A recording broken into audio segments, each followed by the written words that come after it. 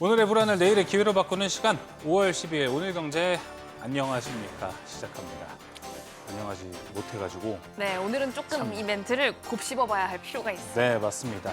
오늘 저희와 함께 하시고 내일 최대한 좀 안녕하실 수 있는 전략을 만드는 시간이 더 중요하지 않을까 싶습니다. 왜냐면 오늘 코스피와 코스닥이 모두 2%대 하락을 했는데 이게 지금 내부에서 노이즈가 좀 나오고 있어서 여러 가지 문제가 좀 되고 있습니다. 맞아요. 요즘 분위기와는 사뭇 다른 오늘이었죠. 네. 오늘 진짜 정신 없으신 분 많을 것 같습니다. 오늘 시장이 이제 긴장 좀 해 하는 것 같았어요. 맞아요. 긴장 빡 할 수 있도록 인사이트 많이 준비했으니까요. 오늘도 끝까지 함께해 주시기 바랍니다. 네, 지금 보시고 계신 방송은 SBS 비즈앱과 유튜브에서 실시간 시청이 가능합니다. 더 많은 국내 주식 정보 받아보실 분은 카카오톡 채널 머니랩을 추가하시길 바랍니다. 자, 국내 증시 마감됐습니다. 마감 상황 저와 함께 확인하러 가보시죠. 코스피와 코스닥 이렇게 같이 하락하는 걸 참 오랜만에 본다라는 생각도 들 정도네요. 코스피 2.29% 하락. 오늘 8,000 가나했거든요. 7,643포인트까지 떨어졌고요. 코스닥 2.32% 하락, 1,179포인트까지 내려왔습니다. 오늘 장 수급은 어땠는지 한번 살펴보도록 하겠습니다. 외국인은 계속해서 코스피를 팔고 있는 모습이고요. 수급 한번 띄워주시죠. 계속해서 팔고 있는 모습이고요. 코스닥에서는 매수를 하고 있습니다. 5조 6천억 원을 외국인은 코스피에서 팔았고요. 코스닥은 5,095억 원을 매수했습니다. 자, 개인들의 매수세가 상당히 대단한데 오늘 수급 공방전에 대한 해석도 방송을 통해서 함께 이야기 나눠보도록 하겠습니다. 자, 오늘 장 마감됐습니다. 키워드 3가지로 정리해드리겠습니다. 첫 번째 키워드부터 확인해 보시죠. 자, 변동 한번 확인해 보겠습니다. 변동은 과연 무엇일까요? 오늘 국내 시장 변동성이 상당히 컸습니다. 코스피 일중을 통해서 한번 확인해 보셔야 될 것 같은데요. 자, 장중에도 상승 출발을 하는 모습이었지만 여러 가지 노이즈들이 좀 나오면서 7,423포인트까지 떨어졌습니다. 하지만 이때 매수세가 엄청나게 개인들의 매수가 들어오면서 낙폭을 축소하는 듯 했지만 다음 화면 통해서 오늘의 어떤 리스크들, 어떤 이슈들이 있었는지 정리해 보도록 하겠습니다. 일단은 처음에 빠졌을 때는 트럼프가 이란과의 전쟁을 좀 진지하게 생각을 한다, 더 심각하게 생각을 한다라는 이야기와 함께 하락을 했고요. 최근에 외국인들이 리밸런싱을 가져가는 중에 매도세가 계속 나오고 있지만 개인들이 잘 버텼습니다. 하지만 계속해서 지금 5월에만 15조 이상을 매도했는데 이걸 더 버틸 수 있을까에 대한 의구심이 또 한 번 들고 있고요. 오늘 밤 4월 CPI가 나오고 있죠. 수치도 한번 확인해 보시고 잠시 후 밤에 대비해 보시면 좋을 것 같습니다. 무엇보다 가장 큰 게 지금 이 청와대 정책실장, 김용범 정책실장의 발언, 어제 SNS에 올렸던 글 하나가 좀 시장에 큰 여파를 줬습니다. AI를 통해서 초과 이익은 국민 배당금으로 보내야 된다라는 이야기들이 좀 있었습니다. 이게 결국에 외국인들 입장에서는 한국 반도체 기업들은 돈을 벌어서 뭐 이제 노조에도 돈을 줘야 되고 기업에 투자할 수 있는 돈은 없다라고 해석을 할 수 있는 포인트가 되기 때문입니다. 자, 이제 첫 번째 이슈 이렇게 살펴봤고요. 오늘 증시 인사이트에서 여기에 대한 이야기 자세하게 한번 나눠보도록 하겠습니다. 두 번째 키워드 한번 가볼까요? 대기 한번 확인해 보겠습니다. 자, 오늘 대기 매수세가 상당했습니다. 파란색 선을 위주로 보시면 좋을 것 같습니다. 개인들의 매수세가 이 정도로 강하다라고 보시면 좋을 것 같습니다. 장이 끝날 때까지 이 선은 쭉 이어졌다라고 보시면 좋을 것 같고 삼성전자와 SK하이닉스의 주가도 대기 매수세와 함께 같이 올라가는 모습이었습니다. 하지만 장 막판으로 가서 힘이 좀 빠지긴 했는데요. 무엇보다 제일 중요한 건 개인들의 매수세의 힘이 얼마나 남아있느냐를 보는 게 상당히 중요할 것 같습니다. 두 번째 키워드 이렇게 살펴봤습니다. 이어서 세 번째 키워드 가보겠습니다. 세 번째 키워드는요. 기대. 대기를 거꾸로 하면 기대입니다. 기대 한번 확인해 보겠습니다. 자, 오늘 로봇주들은 나름 강한 모습이었지만 시장 여파가 있어서 막판에 다시 한번 좀 약세로 전환하는 종목들이 많이 발생했습니다. 자, 어제만 해도 삼성증권, KB증권 모두 현대차에 대해서 아주 좋은 밸류에이션을 갖고 있다라고 긍정적인 리포트를 좀 냈습니다. 뭐 이제 로보틱스 아메리카, RMAC, 3사가 모두 현대차가 지분을 가장 많이 보유하고 있기 때문에 매력적일 수 있다. 그리고 다시 한번 나오고 있죠. 현대차, 기아, 현대모비스 순환 출자 구조를 좀 차치하더라도 시총이 177조인데 테슬라 하나가 2,151조입니다. 10배가 넘어가는 수치. 현대차 저평가 밸류에이션에 대한 이야기를 했습니다. 자, 세 가지 키워드 모두 살펴봤고 주가들은 어땠는지 한번 살펴보도록 할까요? 자, 현대차는 등락을 좀 오고 가는 모습이었습니다. 하지만 기아와 현대모비스에 비해서는 강한 모습이 좀 나타났습니다. 코스모 로보틱스는 오늘도 상한가를 갔고요. SBTEC가 감속기 중에서는 가장 좋은 추세를 보여주고 있습니다. 세 가지 키워드 모두 한번 살펴봤습니다. 오늘 시장 모처럼 좀 하락을 해서 힘이 좀 떨어질 수 있을 것 같습니다. 여러 가지 내부적 이슈들이 있었지만 그 내부적 이슈는 오히려 매수 포인트가 되지 않을까라고 좀 생각이 드는데요. 자세한 이야기 증시 인사이트에서 나눠보도록 하겠습니다.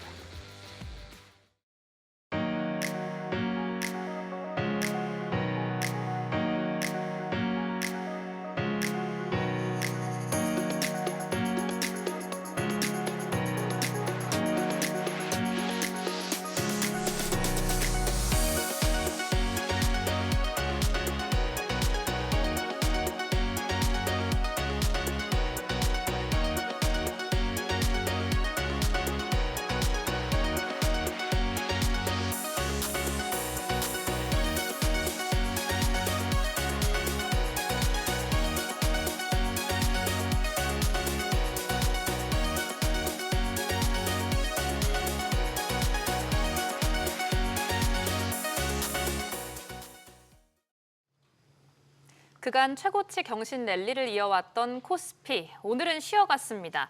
근데 코스닥도 같이 빠져서 맞습니다. 얘는 뭘 했다고 빠질까라는 생각도 잠깐 들기도 했어요. 이럴 때 꼭 같이 빠져요. 맞아요. 네. 자, 개장 직후 코스피가 7,999, 딱 8,000에 1포인트 남겨둔 상황이었습니다. 8,000선 돌파를 보는가 했는데 다음에 기약해야 될 것 같습니다. 자, 오늘 우리 증시 주목할 이슈와 함께 투자 전략 세워보겠습니다. 함께 두 분 소개합니다. 유진투자증권 서울 WM센터 김지혁 선임 매니저, FR자산관리 길건우 대표 나왔습니다. 안녕하세요. 안녕하십니까. 네, 빨리 한번 시장에 대한 이야기 나눠보겠습니다. 먼저 김지혁 매니저님. 자, 오늘 시장 왜 이렇게 빠졌습니까? 왜 빠졌을까요? 아무래도 어떤 이 정부의 입장에 있어서 이 횡재세에 대한 부분들이 약간의 트리거로 그쵸. 작용이 되면서 시장이 조금 하락으로 좀 귀결되지 않았나라고 생각을 하고 있고요. 네. 사실 그동안 굉장히 빠르게 올라왔었기 때문에 사실 굉장히 투자자분들도 이게 어디까지가 이런 생각을 많이 하셨던 것 같아요. 근데 이제 뭔가 확실히 이 횡재세에 대한 부분이 나오면서 시장이 굉장히 급격하게 하락이 됐었는데 그런 점에도 불구하고 그래도 다행히 지금 주가의 흐름은 당연히 어느 정도 막았다라고 생각은 하고 있고요. 근데 그럼에도 불구하고 이런 뭔가 하나의 트리거만 있어도 사실 조금 시장이 언제든지 조금 이 급락이 나올 수 있는 부분들은 있다라는 점은 유의하셔야 될 것 같습니다. 알겠습니다. 네. 시장이 일단은 뭔가 매도의 이유를 찾고자 하는 흐름이었을까에 대한 의구심도 있지만 사실 이런 게 사실 이 지정학적 리스크 통해서 외부에서 항상 이슈가 나오니까 아유 그럼 조금 잠깐 쉬어가겠네라고 생각을 할 수도 있어요. 근데 이게 내부적에서 우리나라에서 이슈 외국인들이 바라봤을 때 한국을 투자해야 되나라는 이 이야기가 한번 나오니까 걱정이 좀 여러 가지로 되는 것도 있을 것 같습니다. 맞아요. 그래서 그런가 여러 가지 방송들에서 오늘 외국인이 참 많이 판다라는 키워드도 네. 많이 거론이 되더라고요. 생각을 해보면 사실 지난주 후반부터 외국인은 계속 팔았습니다. 개인과 기관이 모두 되돌리는 흐름이었죠. 길건우 대표님, 오늘 시장 어떻게 보셨어요? 저는 나쁘지 않다라고 봅니다. 나쁘지 않다라는 건 어떤 나쁘지 쪽에서? 어찌 됐건 또 팔자 한번 살짝 보고 왔고, 그다음에 3월 달에는 사실은 이란이랑 미국이랑 중동이 딱 시작됐으니까 6천 중반까지 올라갔던 게 조금 반납을 했어요. 네. 그리고 4월 들어서면서 코스피 지수 보시면 아시겠지만 쉬지 않고 계속 달렸습니다. 그리고 8천까지 왔단 말이에요. 그럼 그렇게 따지면 포인트로만 따져도 거의 한 1,500에서 2,000 포인트가 오른 건데 그렇죠. 쉴 때 되지 않았습니까? 솔직하게 얘기하면. 그리고 이때쯤 되면 항상 너무 많이 올랐을 때는 사람들이 고민을 하는 거죠. 차익 실현해야 되나? 뭐 해야 되나? 그럼 이때 이제 뭔 이야기만 탁 나오면 그래. 차라리 지금 좀 팔고 차익 실현해서 현금 확보해서 조금 싸진 거 다시 사자. 그래서 차익 실현 욕구들이 좀 올라오고 있는 때죠. 맞아요. 예. 그래서 이제 조금 쉬었다라고 생각하시면 좋을 것 같고, 그다음에 이제 개인들 같은 경우에도 최근에 외국인들이 저번 주까지 해서 거의 한 5조를 팔았습니다. 네. 근데 그걸 개인들이 다 받았어요. 근데 받으면서도 아직까지 못 사신 분들도 많아요. 그러면 이제 이런 분들 같은 경우에는 항상 구경만 하다가 끝났잖아요. 네. 이제 구경하고 끝났는데 지금은 이제 살 시기가 다시 왔잖아요. 뭐 근데 저는 개인적으로 내일까지 쉬었으면 좋겠어요.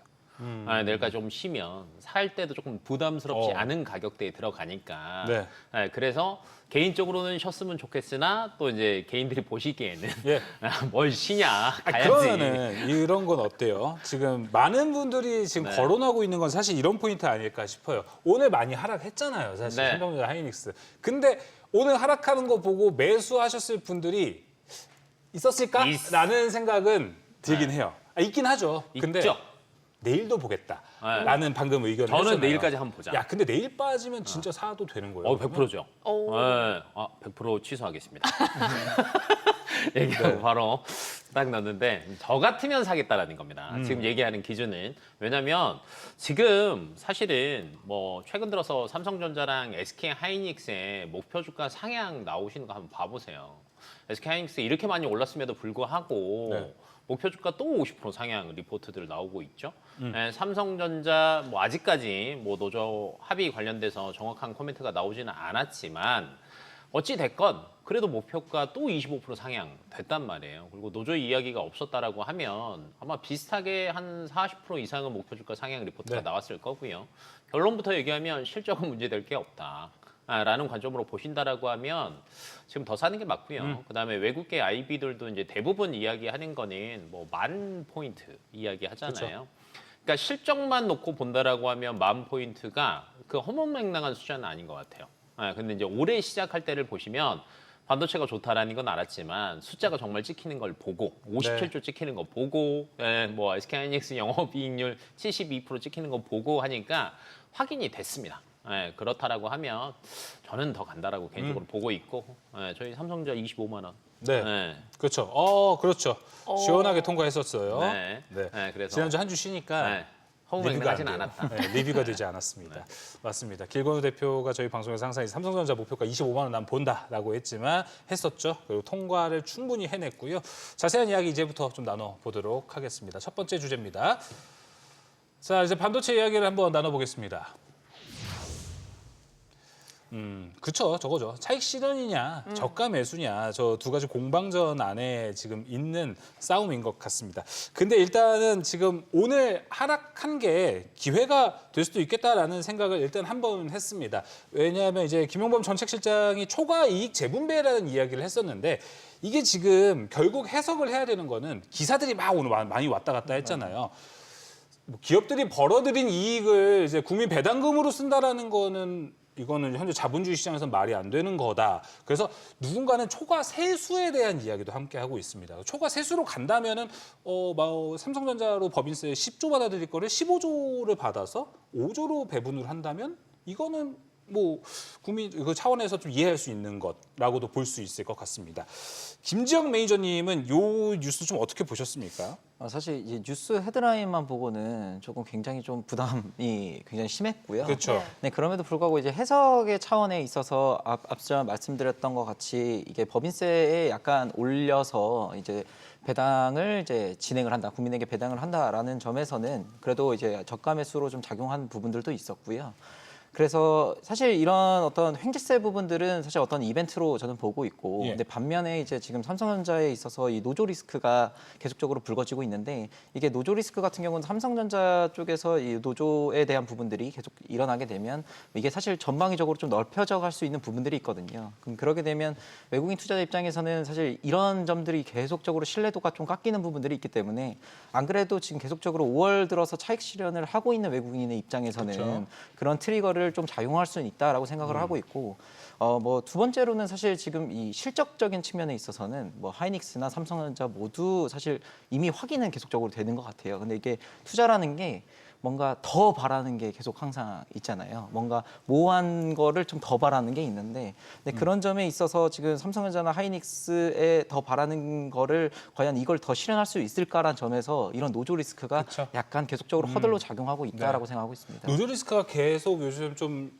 시끌시끌한 상황에서 김용범 전 책실장의 이런 이야기가 나오면서 조금 더 가중되는 건 아닌가 리스크가 이런 좀 생각도 드는 것 같습니다. 길건 대표님 보셨을 때 외국인들은 이런 생각을 오늘 할 것 같아요. 뭐 블룸버그에도 올라갔다고 하잖아요. 오늘 이 이슈가. 한국 정부가 반도체 기업 이익을 가져간다는 공포를 좀 느끼는 건가요? 오늘 그래서 더 많이 팔았다? 그건 사실은 외국인들이 더더욱 말도 안 된다라는 소리인 거를 더 할 거예요. 그러니까 우리가 공산주의 국가도 아니고 그쵸. 사실 이걸 가져간다는 건 말이 안 되고요. 그러면 이거를 그냥 순화된 언어로 해석을 다시 해보자면 이건 것 같아요. 그러면 그래 배당을 기존에 삼성전자랑 SK하이닉스랑 별로 안 했는데 네. 자사주 소각이 됐던 배당이 됐던 조금 더 늘리게 하겠다. 그럼 좀 말이 되죠. 두 번째 아까 이제 뭐 앵커님이 이야기하신 것처럼 세수로 걷어들인 거 다시 돌려주겠다 이건데 전 국민한테 돌려주는 게 뭐가 있어요? 사실 지금 뭐 최근에 2차 유류 피해 지원금 네. 확대했죠. 네, 1차 때 저 사실 조금 안 돼갖고 조금 아쉽긴 했거든요. 기름값 열심히 쓰고 있는데. 네. 근데 2차 때는 지금 웬만하면 다 들어간다라고 70% 이상이라서 바라고 있는데 뭐 기본적으로 보면 이거죠. 그러니까 나라에서 어찌됐건 전 국민한테 뭔가를 뿌리고는 있어요. 그러면 이제 세수를 많이 걷어서 그거를 조금 더 확대하겠다. 이 정도는 가능한 거죠. 그렇다라고 하면 좀 말이 될 것 같고요.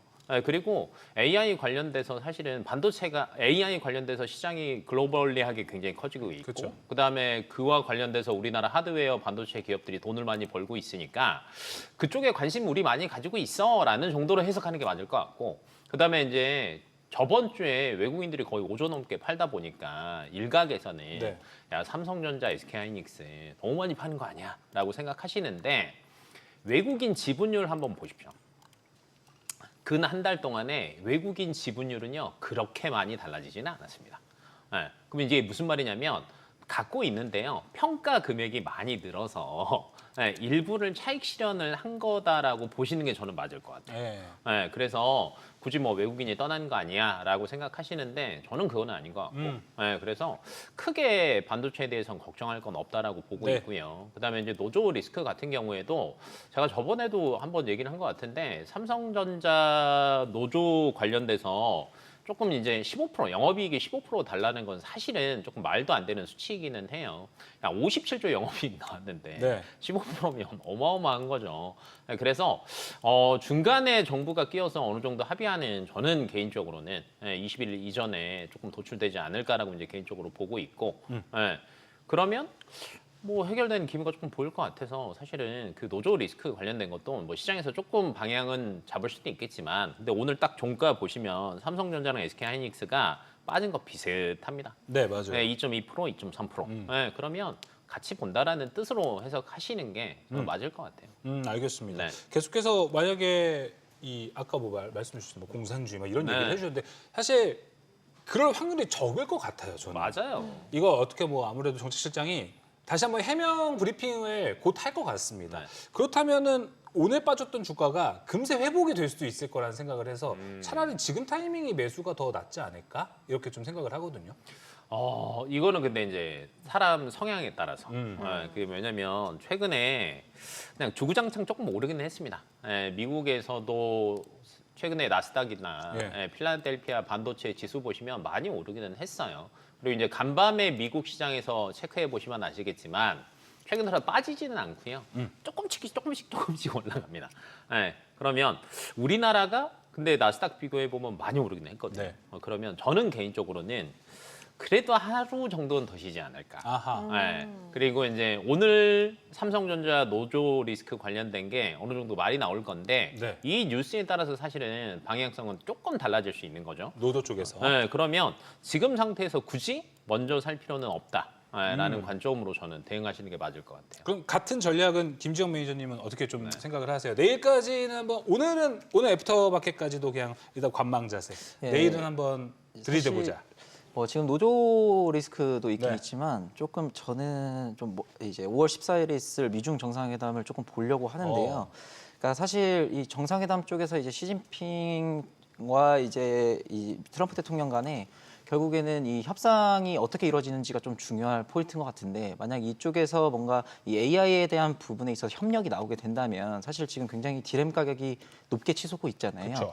네, 그거에 대해서 지금 미국 행정부 입장이나 빅테크 입장에서도 굉장히 부담감을 느끼고 있을 텐데 이런 점에 있어서 협력이 나오게 된다면 아무래도 삼성전자에 대한 어떤 가치적인 디램이 올라서 삼성전자의 영업이익률이 그동안 굉장히 네. 올랐었는데 그런 내러티브가 약간씩 좀 흠집이 날 수는 있겠다라는 생각은 들어요. 물론 물론 장기적인 관점에서는 HBM에 당연히 이런 부분에 있어서는 당연히 쓰이겠지만 이런 D램에 대한 가격이 만약에 조금이라도 내러티브가 바뀌게 된다면 지금에 있는 노조 리스크뿐만 아니라 네. 그런 이 미중 정상회담까지 좀 보고 이제 추가로 이제 들어가는 게 전략이 낫지 않을까라고 생각하고 있습니다. 미중 정상회담 이야기를 해주셔서 갈 때 여러 가지 빅테크 CEO를 데리고 간다 그러잖아요. 화려한 라인업이 있었어요. 네, 근데 그 명단에서 젠스낭 CEO는 쏙 빠졌더라고요. 네. 중국에 가는데 젠스낭 CEO를 안 데려간다. 대만과의 연결고리 좀 신경 써서 그런 게 아닌가라는 생각도 드는데 여기에서 어떤 소식이 나올지 대충 좀 유추를 해본다면요. 네, 아무래도 뭐 반도체 관련해서는 당연히 지금 젠스낭 CEO 같은 경우는 굉장히 본인에 있는 이 높은 이 기능에 있는 성능에 있는 반도체를 굉장히 수출을 하려고 노력은 했었지만 사실 지금 미국 이 행정부 내에서 굉장히 지금 막고 있는 부분들이 네. 있습니다. 국가안보법이나 이런 거에 있어서.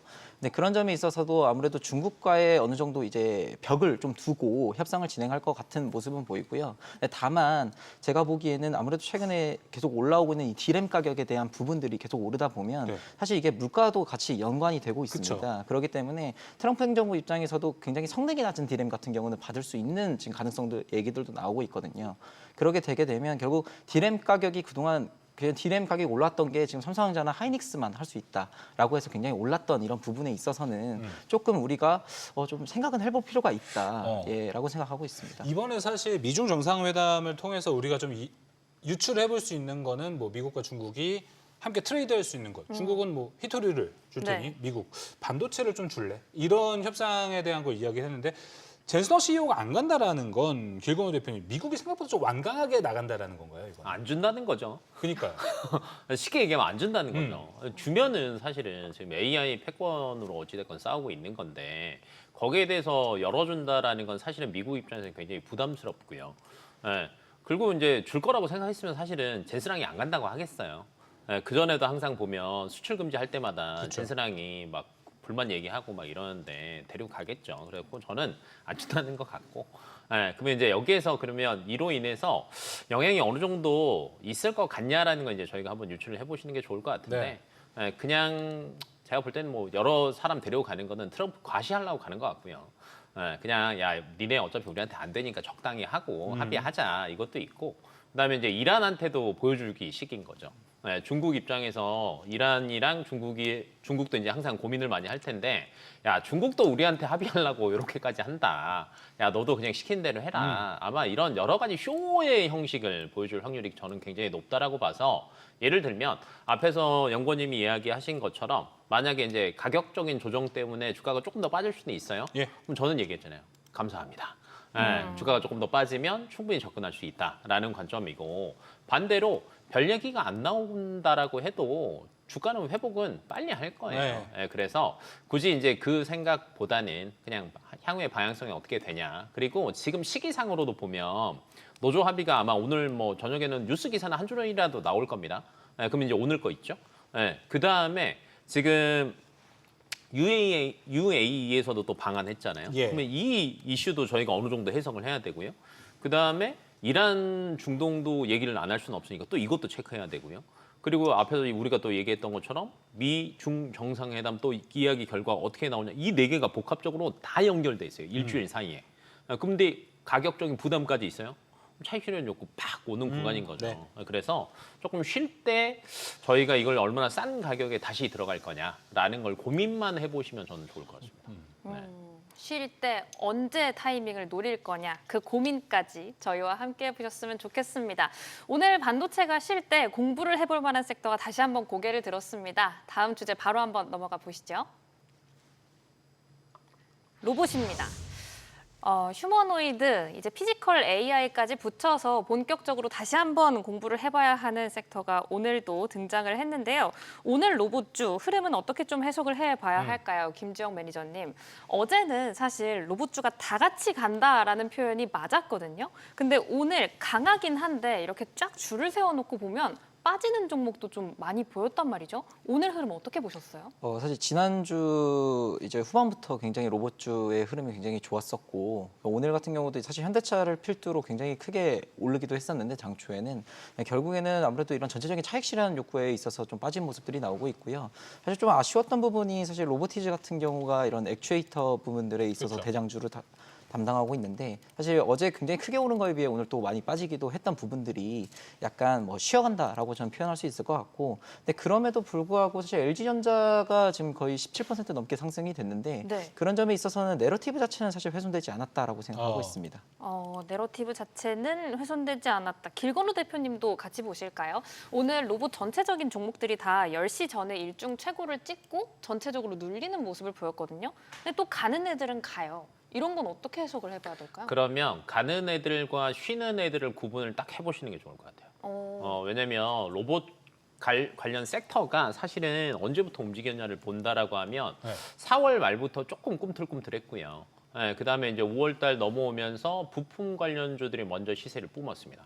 로보티즈, SPG 뭐 이런 기업들 같은 경우는 사실은 이미 그쪽 라인 쪽에서는 해외 매출 비중도 굉장히 크고요. 그다음에 앞으로에 대한 성장성도 사실은 숫자를 보여주고 있잖아요. 그리고 먼저 갔어요. 그리고 어린이날 보스턴 다이내믹스에서 아틀라스 시연 영상이 또 나왔죠. 마크로바티 기가 막히게 하더라고요. 그걸 보면서 야 이게 또 타임라인을 맞춰서 꾸준하게 이게 뭔가를 보여주고 있구나라는 걸 또 보여줬어요. 근데 그 이틀 동안은 또 현대차가 그렇게 세게는 안 움직였어요. 근데 이게 딱 연휴 딱 끝나고 넘어가면서 현대차 그룹주가 거의 막 쪼자작 올라갔죠. 그쵸. 그래서 정고점 살짝 찍고 뚫는 다음에 다시 이제 내려오기는 했지만 갔고요.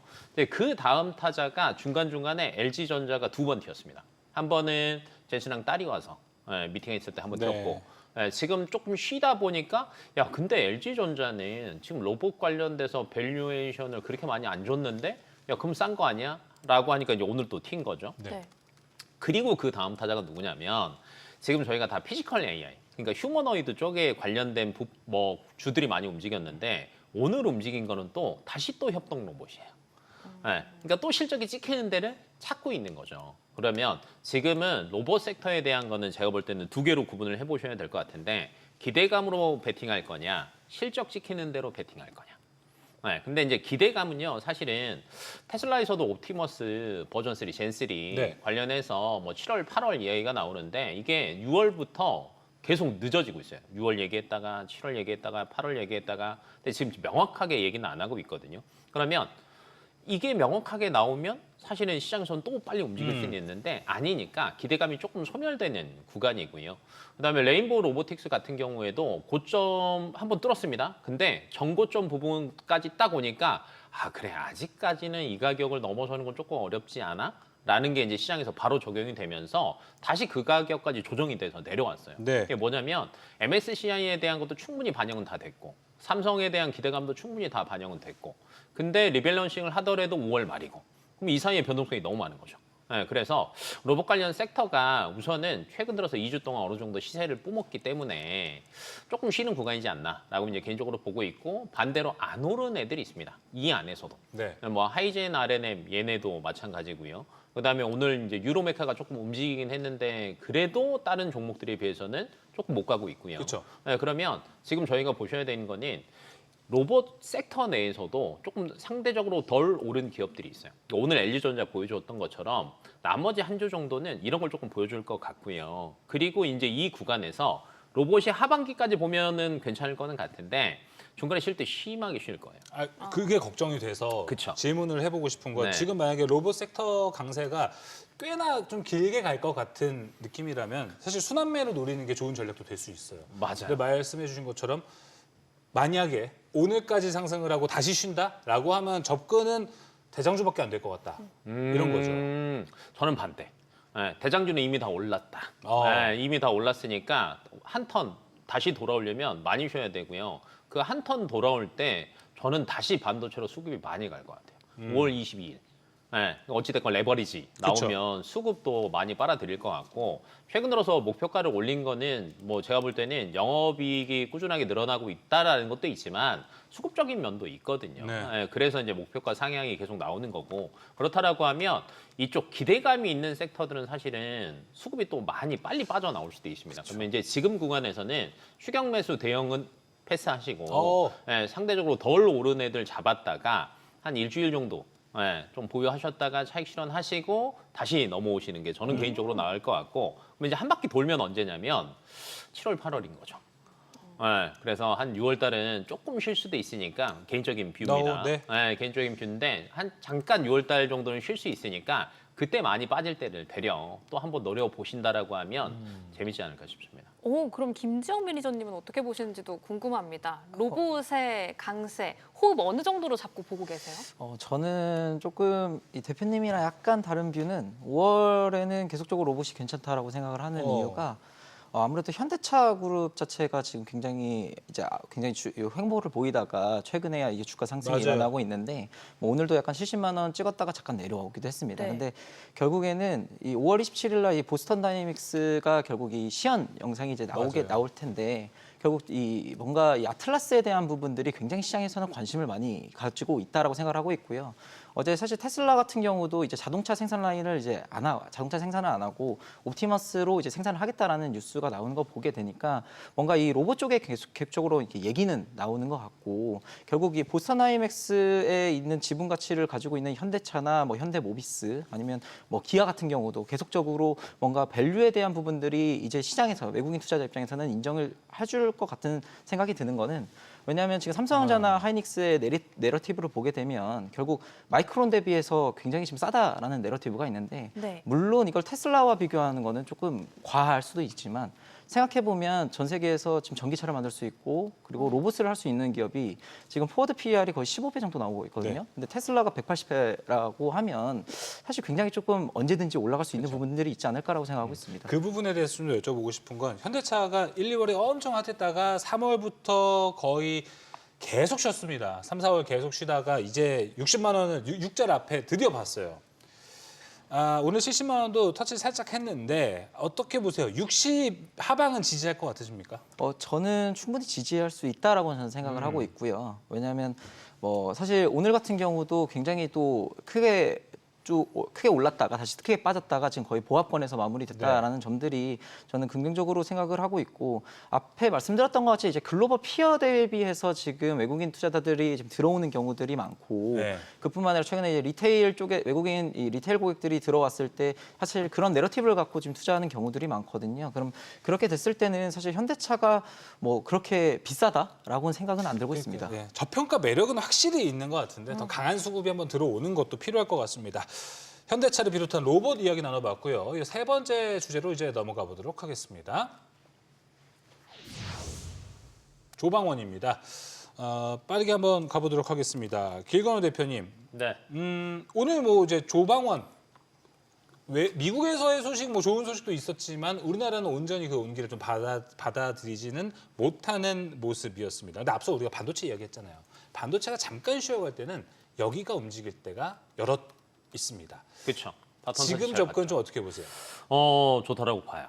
네, 저는 조선 괜찮아요. 네, 최근 들어서 조선 섹터가 나쁘지 않고요. 그다음에 상반기에 현재 보면 이미 올해 그 목표 수주 예상치를 굉장히 빠르게 네. 달성을 하고 있습니다. 뭐 이제 실적 자체는 걱정을 안 해도 될 것 같고, 근데 이제 여기에 작년에 조선이 오른 이유 중에 하나가 그 맞습니다. MRO와 군함에 대한 기대감들 때문이었잖아요. 근데 이제 이게 진짜로 나오냐 안 나오냐 이런 것들이 이제 우선 시그널이 보여야 되는데 저는 시그널이 나오고 있는 시점인 것 같아요. 미국 쪽에서도 어찌 됐건 뭐 군함에 대한 얘기 또 나왔죠. 그리고 지금 캐나다 잠수함 관련돼서도 사실은 뭐 한 6월, 7월 중에는 최종 협상자 그쵸. 결정이 될 것 같고 최근에 나온 거는 그냥 차라리 그러면 둘 다 반반 주자. 6개 주자라는 얘기까지 나왔거든요. 6개? 네, 6개. 잠수함을 그러니까 우리나라에 6개 주고 독일에 6개 주고. 그러면은 기대가 그래도 나쁘지 않죠. 왜냐하면 그래요? 그로 인해서 사실은 그 다음을 노려볼 수 있으니까. 다 먹어야 되는데. 근데 그거면 땡큐고. 근데 반대로 다 잃으면. 이것도 이제 저희가 생각을 해야 되니까. 그리고 이번에 또 얘기가 나온 게 그러니까 대잠 훈련이라고 하잖아요. 그러니까 잠수함이니까 사실은 실전으로 보여줘야 되는 게 사실은 굉장히 중요하잖아요. 네. 그래서 이번에 아예 대잠 훈련에 참여를 합니다. 이게 뭐냐면 그러면 이제 태평양을 가로질러서 거기까지 간다라는 거잖아요. 근데 이제 캐나다에서 요청했던 것 중에 뭐냐면 온갖 그 장거리를 다 커버할 수 있을 정도의 자막 능력을 니네가 보여줘야 돼라는 거를 굉장히 높게 평가 점수를 잡고 있어요. 나는 퍼포먼스를 하는 거네요. 맞아요. 그러니까 나름 그 6월 되기 전에 보여주는 거예요. 그러면 기대감이 조금 더 올라가겠죠. 그래서 이런 측면으로 보신다라고 하면 저는 조선 괜찮을 것 같고요. 이번에 HD 현대중공업 같은 경우도 실적 발표 보셔서 아시겠지만 실적 좋습니다. 네. 그러면 이제 조금 뭔가 부담돼요. 그러니까 기대감이 부풀어 있는 섹터들 같은 경우에는 지금 이제 대표적인 게 저는 이제 세 개로 보는데 로봇, 우주, 그다음에 2차 전지 이제 왔다 갔다 하는 네. 거죠. 근데 얘네들은 이미 한 바퀴를 돌았잖아요. 그러면 이제 실적 조금 안전한 걸 찾으시려고 하시는 그 기분들이 생겨납니다. 그렇죠. 그러면 이제 조선으로 올 수밖에 없다라는 관점이어서 이럴 때 보시면 좋습니다. 좋습니다. 조방원 이야기했는데 조선 아마 가장 좋게 보셨으니까 이렇게 네네. 이야기를 해주신 것 같고 김지영 매니저님은 조방원 어디가 가장 저도 조선이 가장 오. 좋아 보이고요. 예. 아무래도 이 마스카 프로젝트에 대한 부분들이 이제 확실히 가시화되는 부분들이 나오고 있을 거고, 사실 미국에서도 미국 해군에서도 2055년까지 거의 15척의 이제 트럼프급 전함을 지금 만든다고 하는데, 뭐 그 중에 있어서 지금 계속적으로 트럼프 행정부에서 최근에 뭐 호르무즈 해협 관련해 가지고 우리나라도 좀 참여해라 이런 얘기가 나오고 있는데, 아무래도 이 베센트 재무장관이 방한을 했을 때 이런 점에 있어서는 아무래도 어떤 얘기가 나오지 않을까라고 생각을 하고 있고요. 결국 조선 같은 경우도 계속적으로 지금 수주에 대한 부분들이 연초에 나오고 있기 때문에 사실 실적적으로나 보나 이런 점들은 너무 우려할 필요는 없을 것 같고, 그리고 지금 트럼프 행정부 같은 경우는 LNG 관련해서 파이프라인을 깔려고 하고 있기 때문에 네. 그런 점에 있어서 LNG 수송선, 그리고 뭐 지금 벌커선 같은 경우도 계속적으로 수요가 늘어나고 있음에도, 그래서 지금 그런 점들을 우리도 조선에는 좀 쉬어가는 부분들이 있었는데 이제는 볼 필요가 있다라고 생각하고 있습니다. 그러면은 그런 큰 키워드에서 보는 것도 좋지만 최근에 또 이슈 붙여서 움직였던 엔진 쪽도 있잖아요. 그쵸. 근데 HD 현대 마린 엔진, STX, 한화 전체적으로 차트가 좀 비슷합니다. 빵 떴다가 지금 축축축축 쉬고 있거든요. 이때 들어가신 분들은 아마 살짝 울고 계실 수도 있는데 엔진 쪽은 어떻게 보세요, 매력? 그러니까 사실 이 엔진이라는 게 데이터 센터에 들어간다 그쵸. 해서 굉장히 크게 올랐던 부분들이 있는데, 네. 사실 이게 매출로는 이게 뭔가 유의미한 결과가 아직은 확인이 덜 되고 있기 때문에, 그러니까 뭔가 지금 상황에서 빠졌다고 너무 추가 매수를 하는 거는 조금 우려스러운 부분들은 있는 것 같고요. 그래서 아무래도 조금 더 기다려 보심이 낫지 않을까라고 저는 생각하고 있습니다. 길거 대표님 생각은 어떨지 궁금한데요. 엔진, LNG? 엔진은 사실은 이제 앞에서 잠깐 연구원님이 이야기하셨지만 사실은 중속 엔진이 뜨긴 했어요. 왜냐하면 가스터빈 엔진이 지금 그러니까요. AI 데이터 센터 쪽에서 이제 주류였는데 대기가 너무 오래 걸리다 보니까 그러면 야 비슷하게 중속 엔진도 할 수 있잖아가 돼서 기대감을 그대로 가져온 건데, 현재 엔진 관련 기업들이 그 중속 엔진을 해가지고 갖다가 파는 캐파가 안 됩니다. 네. 네, 이미 DF 엔진 쪽에 거의 몰빵을 하고 있고, 그 다음에 거기도 이미 수주가 차 있어요. 근데 갑자기 중간에 이거 넣어줘야 되는데, 야 너 기다려봐, 야, 여기 먼저 주자. 여러분 이제 난리 나는 거죠. 그래서 이게 정말 실적이 찍히는 거는 정말 빨라봤자 1년 반, 2년 정도인 거죠. 네, 그렇다라고 하면 기대감만 가지고 끌고 가기에는 사실은 조금 부담스러운 구간이다라고 보시는 게 좋을 것 같고, 그러면 지금 현재 구간에서는 조선과 조선 기자재가 있다라고 하면 조선을 보시는 게 맞죠. 기자재로 가지 말고 네. 오히려 좀 빅3 그쵸. 쪽으로만 집중을 왜 해보자. 그러냐면 이제 항상 섹터가 보면 그 섹터가 다 좋아야지 기자재까지 가요. 근데 요새 빅3 안에서도 엔진, LNG가 좀 나뉘어져 있어요. 다 나눠져 있죠. 그래서 어디를 좋게 보세요?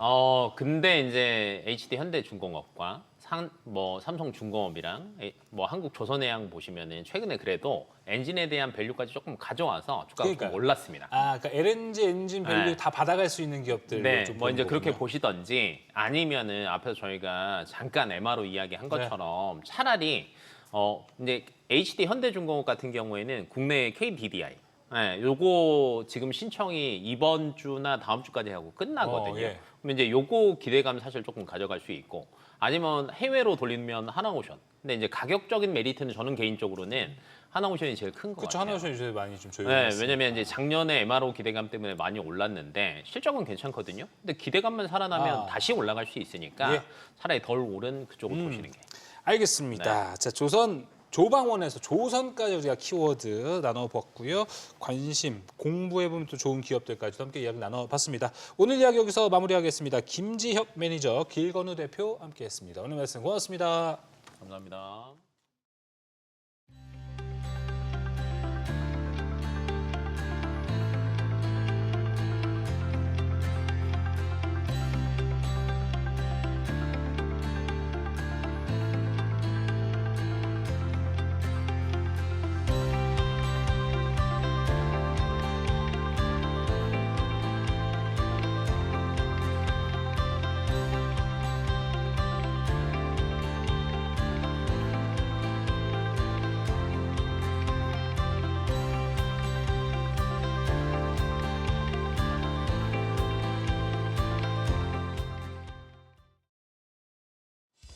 애프터마켓 브리핑입니다. 그간 가파르게 달렸던 우리 시장이 대내외 변수를 명분 삼아서 차익 실현 매물이 많이 나왔습니다.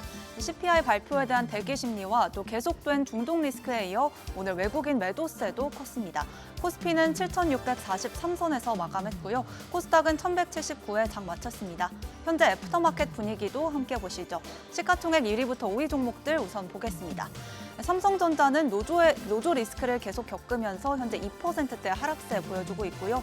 SK하이닉스도 정규당 마감 종가와 비슷합니다. 2.3% 하락하면서 183만 원 선에서 거래되고 있고요. SK스퀘어도 6% 가까운 하락세 보여주고 있고 또 장중에 변동성이 컸고 보합으로 마감한 현대차가 현재는 0.7%대 하락하고 있습니다. LG에너지솔루션도 5%대 약세로 44만 원 선에서 거래되고 있습니다. 이어서 상승률 높은 종목들도 함께 보겠습니다.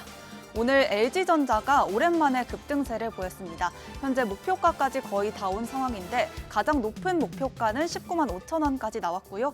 현재는 18만 4천 원 선에서 거래되고 있습니다. 또 달바글로벌도 오늘 급등세를 보였죠. 1분기 매출이 예상치에 부합하고 또 견조할 것으로 증권가는 예측을 했는데 오늘 발표한 1분기 매출과 영업이익 모두 역대 최대치를 기록했습니다. 이 해외 시장에서 엄청난 성장세 덕분인데 현재 주가는 12% 가깝게 올라가면서 24만 4천 원 선에서 거래되고 있습니다. 또 녹십자홀딩스도 급등세를 보였는데 최근에 백신 관련 종목들이 상승세를 보여주고 있죠. 한타바이러스 발생 소식에 미증시에선 모더나도 급등으로 마감했는데 이 영향을 받으면서 현재 녹십자홀딩스 20% 넘게 올라가고 있습니다. 이어서 애프터마켓에서 상승폭을 키운 종목으론 덴티움이 있는데 정규장에선 2% 가까운 하락으로 마감을 했습니다. 1분기 실적을 발표한 후에 현재 급등세를 보이면서 상승으로 전환했습니다. 또 오늘 1분기 실적을 발표한 게임주들이 많았습니다. 펄어비스와 위메이드, 웹젠 모두 1분기 실적 발표 후에 주가가 급등세인데요. 특히 펄어비스가 더 강하게 올라가고 있습니다. 1분기 영업이익이 전년과 비교하면 무려 2,500% 넘게 급등을 했죠. 말 그대로 어닝 서프라이즈를 발표하면서 급등세 이어가고 있습니다. 이어서 하락률 높은 종목들도 보겠습니다. 오늘 화학주들이 전반적으로 약세를 보였습니다. 현재 순위권에 롯데케미칼이 16% 넘는 하락세 보여주고 있고 대한유화도 10% 넘게 하락하고 있습니다. 현재 15만 1,000원 선에서 거래되고 있습니다. 롯데케미칼은 어제 짚어드렸듯이 10분기 만에 흑자 전환에 성공했습니다. 실적 발표 후에 증권사 레포트가 쏟아졌는데 이 중동의 지정학적 리스크로 화학 제품의 가격이 오르면서 일단 수혜를 받지만 우려도 표했는데요. 미래에셋증권은 투자 의견으로 중립을 유지했습니다. 당장 2분기 실적까지는 개선이 가능하겠지만 국제 유가가 다시 떨어질 경우 제품 가격도 함께 낮아지면서 영래긴 구간에 들어설 수 있다고 밝힌 점 참고하셔야겠습니다. 이어서 거래량 동반해서 움직이는 쪽도 보겠습니다. 현재 순위권에 현대모백스, 오늘 LG전자 급등에 이어서 함께 9% 넘게 올라가고 있고요. 또 엑스게이트도 강세를 보여주고 있습니다. 간밤 미증시에서 아이온큐의 스카이워터 인수가 승인되면서 아이온큐도 강세로 마감했는데 영향받으면서 함께 강세 보여주고 있고요. 또 삼성중공업은 어제 52주 신고가를 찍고 오늘은 7% 넘게 하락세 보여주고 있습니다. 현재 3만 1,000원 선에서 거래되고 있고 또 미래에셋증권은 1분기 실적을 발표 후에 하락세 보여주고 있죠. 현재 6.8% 약세로 7만 4천 원에 거래되고 있습니다. 이렇게 애프터마켓 흐름과 특징주 모두 봤습니다. 이어서 오늘 밤 열리는 뉴욕 증시도 대비해보시죠. 지금까지 애프터마켓 브리핑이었습니다. 간밤 뉴욕 증시는 조심스럽지만 그래도 또 최고치 행진을 이어갔습니다. 미국과 이란 간 휴전 협상이 다시 교착 상태에 빠지면서 국제 유가와 국채 금리가 급등했지만 반도체로 몰리는 매수세의 증시 상승을 이끌었는데요. 그럼 주요 이슈들 살펴보시죠. 타코, 튜나 트레이드에 이어 이번엔 나초 트레이드란 말까지 등장했습니다. 여기에 월가는 연준의 금리 인하 전망을 줄줄이 뒤로 미뤘고요. 빅테크들은 AI 투자 재원을 마련하기 위해 글로벌 채권 시장까지 두드리고 있습니다. 네, 시장 움직인 핵심 이슈들 지금 하나씩 짚어보시죠. 이제는 타코가 아니라 나초 트레이드라는 말이 나오고 있습니다. 나초, not a chance, Hormuz opens. 호르무즈가 이제 열릴 가능성이 없다는 의미인데요. 월스트리트 저널은 전쟁 발생 시 증시가 흔들린 뒤 회복된다는 기존 공식 대신 이제 시장은 호르무즈 해협 봉쇄를 구조적인 변수로 받아들이고 있다고 보도했습니다. 미국과 이란 간 협상 기대도 계속해서 약해지는 모습입니다. 트럼프 대통령이 이란과의 휴전과 관련해서 생명 유지 장치에 의존하고 있다며 사실상 붕괴 위기에 놓여 있음을 시사했는데요. 또 이란이 내놓은 종전 협상안을 쓰레기 같은 제안이라고 비난하면서 이 중단됐던 호르무즈 해협 항행 지원 작전 프로젝트 프리덤 재개를 검토하고 있다고 밝혔습니다. 이제 곧 중국으로 향하는 트럼프 대통령, 과연 이 전쟁의 국면은 어떻게 흘러갈지 지켜보시죠. 이어서 월가로 가보실까요? 월가에서는 이제 더 이상 연내 금리 인하는 없다고 보고 있습니다. 뱅크 오브 아메리카는 첫 금리 인하 시점을 2027년 7월로 미뤘고요. 골드만삭스도 기존 2026년 9월 전망을 12월로 조정했습니다. 모건 스탠리와 바클레이즈도 연준의 장기 금리 유지 시나리오를 전망했는데요. 중동발 에너지 가격 상승과 예상보다 탄탄한 고용 지표가 겹치면서 연준이 올해 안에 금리를 내리기 어렵다는 판단에 힘을 얻고 있는 겁니다. 전쟁이 장기화되고 유가가 급등하자 채권 시장도 흔들렸습니다. 간밤 미국의 2년물 국채 수익률은 장중 6bp 오른 3.96% 수준까지 도달했습니다. 연준의 정책 금리와 가장 민감하게 연동되는 단기물 금리가 크게 상승한 만큼 긴축이 장기화될 가능성도 열어둬야겠습니다. 이런 가운데 연준의 변화도 생깁니다. 이번 주 금요일 파월 의장의 의장 임기 종료를 앞두고 케빈 워시 연준 의장 후보자는 상원의 주요 절차 투표를 통과하면서 인준에 한 발짝 더 다가섰습니다. 인준이 마무리될 경우 워시는 파월 의장의 뒤를 이어 연준을 이끌게 되고요. 또 6월 FOMC가 사실상 첫 정책 무대가 될 전망입니다. 이어서 빅테크 소식들도 살펴보시죠. AI 인프라 투자 경쟁이 커지면서 빅테크들이 해외 채권 시장으로 눈을 돌리고 있습니다. 간밤 알파벳이 처음으로 엔화 채권 발행을 준비하고 있다는 보도가 나왔죠. 미즈호와 뱅크 오브 아메리카, 모건 스탠리가 주관사로 나설 예정이고요.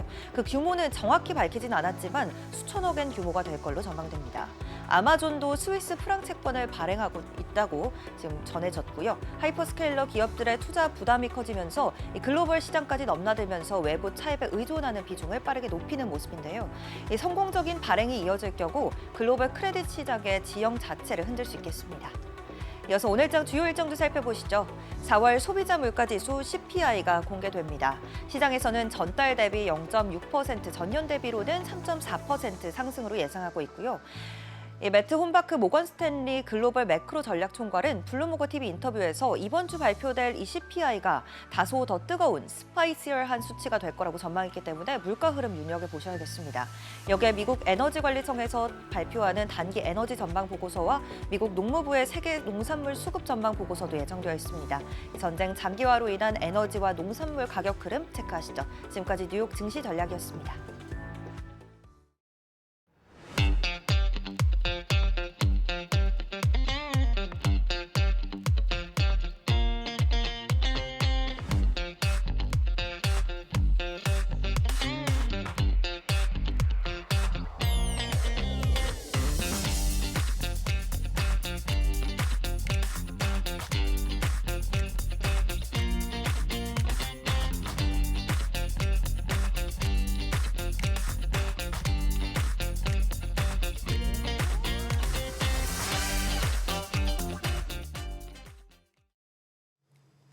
간밤 뉴욕 증시 S&P 500이 사상 처음으로 7,400대에서 마감하고 나스닥은 최고치를 경신했습니다.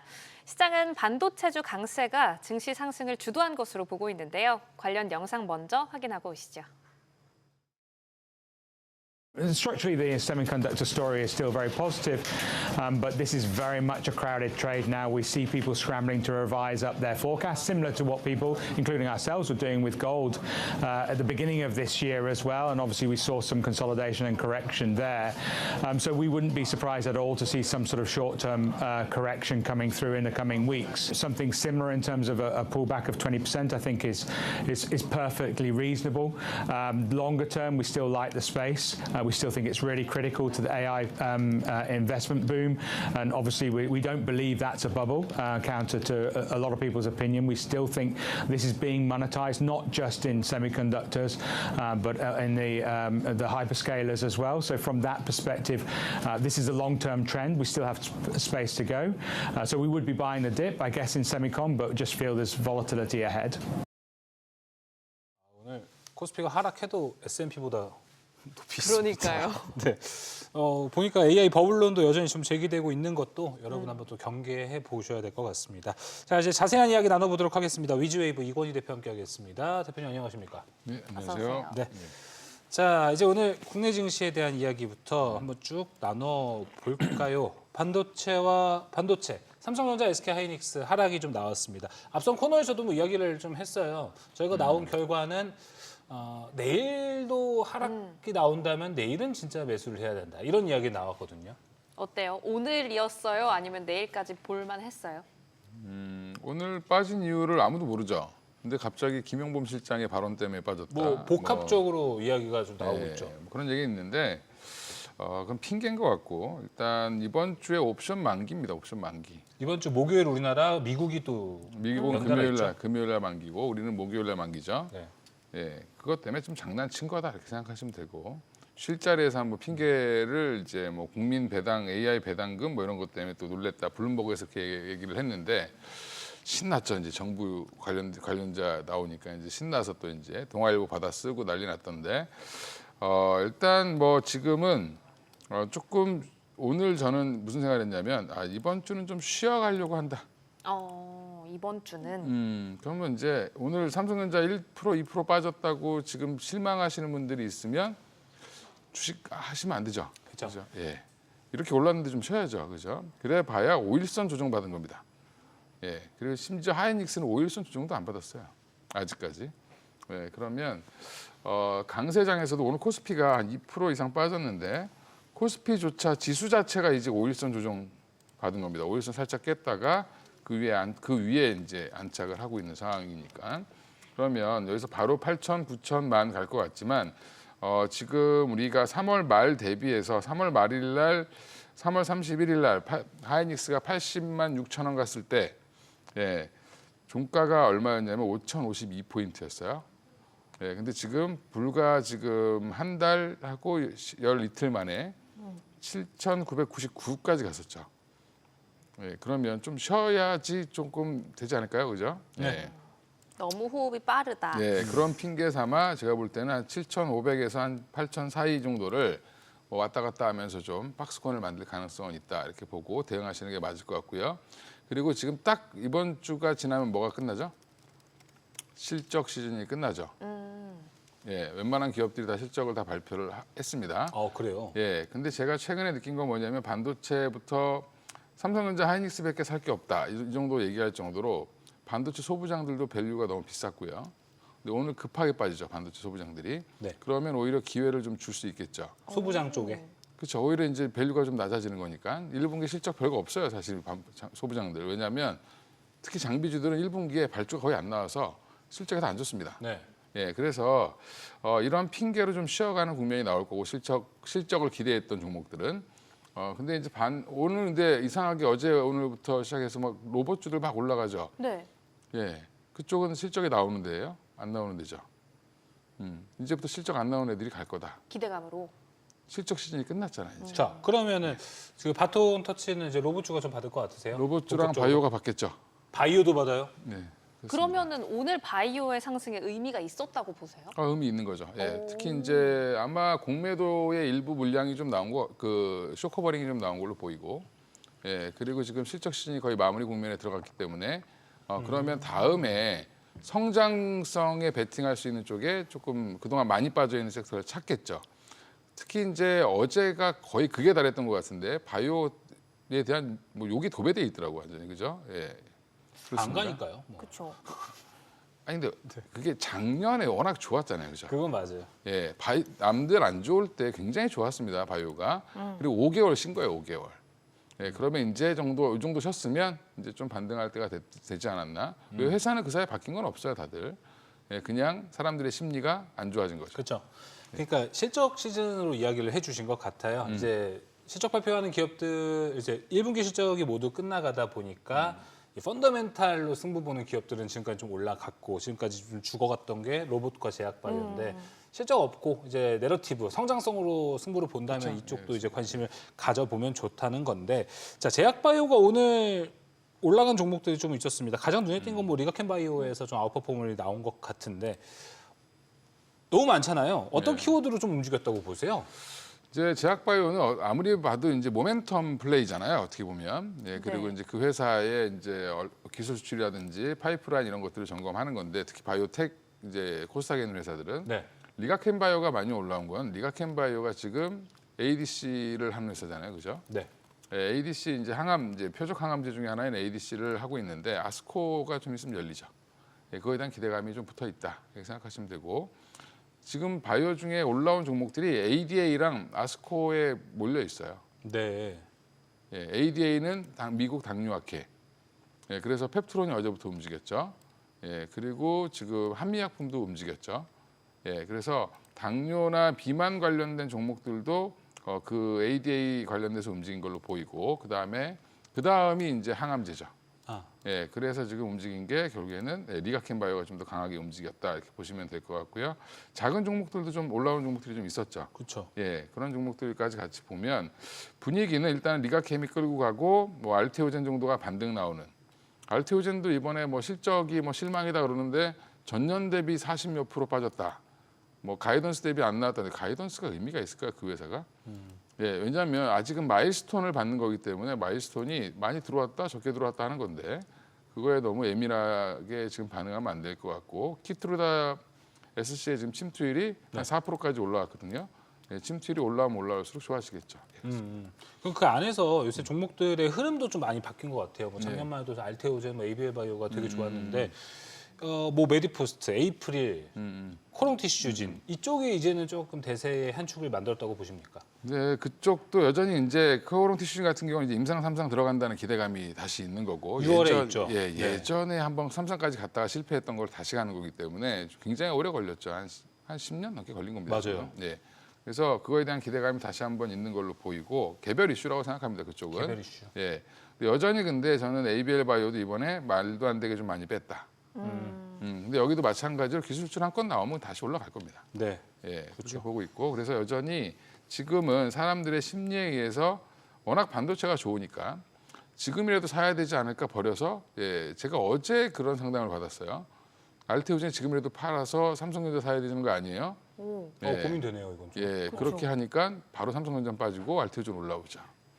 예, 사람들의 심리가 원래 그렇습니다. 답변을 그렇게 하셨어요, 어제 그러면? 그냥 들고 있으라 그랬죠. 잘해주셨네요. 삼성전자 지금은 살 때가 아니다. 예, 그렇습니다. 그러면은 오히려 바이오 쪽이 지금 신규 진입 매력도는 더 높다고 보세요. 신규 진입 매력은 조금 힘들죠. 아직 확인은 좀 더 해봐야 되겠죠. 확인해봐야 되고. 확인은 좀 더 해봐야 되고 추세가 전환되는지 봐야 될 것 같고요. 네. 삼성전자 하이닉스는 지금 없다고 징징거리시는 분들은 이렇게 빠질 때 사야 된다. 여전히 저는 더 갈 걸로 보는데 쉬었다 가겠죠. 그렇죠. 그리고 사실 반도체가 쉬어야 말씀해주신 제약바이오라든지 로봇의 수급도 강하게 들어갈 수도 있을 것 그렇죠. 같은데. 예, 여러 온기가 좀 나올 수 있겠죠. 맞아요. 다른 근데 쪽으로. 대표님 얘기를 들어보고 나니까 딱 드는 생각이 코스닥이 좋아지겠다라는 생각이 좀 순간 들었습니다. 왜냐하면 로봇도 그쵸. 올라갈 수 있는 포인트, 제약바이오도 올라간다. 하나의 어떤 종목을 고르기보다는 차라리 그냥 코스닥 150이 낫지 않을까 이런 생각도 좀 드네요. 일단 뭐 리그를 100개 종목을 일부 리그로 만들고 뭐 한다는 얘기도 나오고 있고 그쵸. 그다음에 국민 성장 펀드 때문에 지금 삼성전자 하이닉스 2배짜리 ETF도 밀었죠. 예. 2월 21일이 아니라 원래 21일이었다가 27일로 7일로 밀었죠. 그 국민 성장 펀드는 결국엔 코스닥과 연관돼 있을 가능성이 높기 때문에 이번 주는 그럼 외국인들이 오늘 그렇게 코스피를 내다 꽂듯이 뭐 팔면서도 코스닥은 샀죠.